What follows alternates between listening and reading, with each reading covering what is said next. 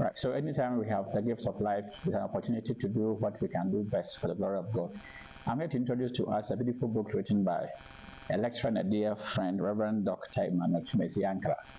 This book looks at the issue of human sexuality from a biblical point of view and tell the story as an African, as a Christian, and give us a few things we can do to be able to overcome the issues of injustices against women, especially in Ghana.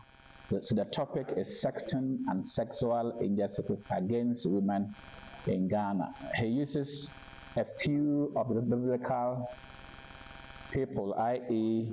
Dinah and Tamar, to draw attention to the matter and help us to see it from a better angle, hoping that we're able to do better. I'd like to tell a bit of the story as I read through the book. Personally, I'm enthused about the book. It is simple, it is succinct, it's powerful, but tell the raw story of sexual issues without actually using pictorial stuff that would be seen as pornography, if you like.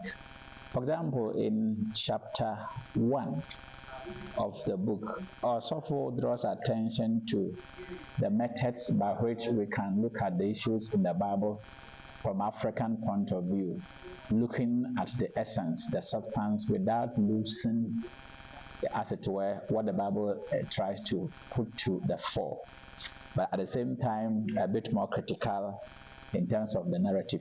So we are reminded kind of to reread the Bible, if you like. When I read the book, I attempted putting the book into 3 areas. The first area is the foundation, where the Bible becomes the platform upon which we are looking at the sexual matter. And I think it's very important because life itself, from a Christian point of view, had come from God the Creator, who gives us many things that are gifts, if you like, sex included. So any discussion that we want to look at the basic reality of life, in my opinion, must come from the Bible. I think this is a beautiful thing. Number 2, he looks at the issue of sexting and sexual injustices against women in Ghana, picking on certain very powerful examples from the cases we have in Ghana, i.e. politicians and journalists who are taking sex for granted and doing things that are, in my opinion, not morally right. But because they have that power, they seem not to be caring enough at knowing that sex is something that cannot take for granted. The last part, which I like very much, is the attention drawn to the human condition. That will seem to be the bedrock, if you like, of all our problems. And so that sexual injustice becomes just one of the examples by which the problem of human condition need to be looked at. So this book is a powerful book, and I think that everybody must get a copy. Whether you are a lecturer, whether you are a parent, whether you are a student, whether you are a teacher like me, a preacher, anybody who thinks that we need to look at sex and its many problems without fear must get a copy of this book. So moving forward, let me touch on certain key areas of the book. We all know that sex is basic to human life. Human beings do not come to this world except through sex.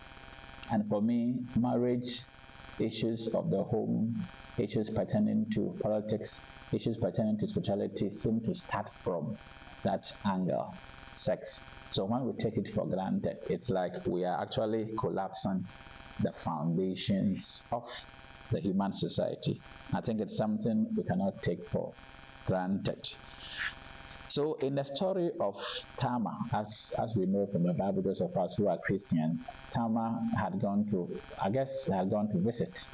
And because at the time the cultural setting was one of male-oriented, and the orientation seemed to border on what men can get and all that, Tamar had a very bad experience. He was raped, to put it in a raw word. He was raped. But culture and narrative and interpretation seem to border on the fact that the blame is now put on Tamar instead of the one who raped her, which for me is quite unfortunate. You see, the matter of sex, human sexuality, and those things that goes along with it is something that must be looked at from all angles: spiritual, social, cultural, mental, and the church, as the light and pillar of the truth in Christ Jesus, must take it head on. And if we are in a generation where everything is become relative, we should be able to have a stand and talk about the matter head on. So in this book, the author draws attention to the fact that sexual abuse is a devastation that affects not only the person that is abused, but the abuser, the families involved in those two, and society as a whole. For example, if your daughter is raped by somebody, it comes with all kinds of chain events, i.e., the person may not be able to have the courage to want to have sex ever again because of that fear. A husband, if she grows up and marry, will not want to listen to the fact that the wife that he is going to marry had once upon a time been raped by somebody. It could even raise issues of clinical disturbances where a womb of a woman could be affected. And you know, in Africa, when a woman gets to marry and for a period, a child is not coming from the blessing of the marriage, it becomes an issue. So that if we don't take this issue seriously, we're actually building a society that is beautiful in terms of its forms, but may have no foundation. So once again, I would like to tell everybody listening to me that this book is a beautiful book that should be read by all who are interested in the issue of human sexuality. Of course, it uses the idea of sexting and sexual injustices, but the content is rich and powerful from an African theological biblical point of view, telling the story of Africa by an African, from an African context. I think it's something that we cannot take for granted. So again, let everybody get a copy and let us read to be able to tell it as it is and help change our world from where it is to where it ought to be. Thank you for the opportunity, and God richly bless you.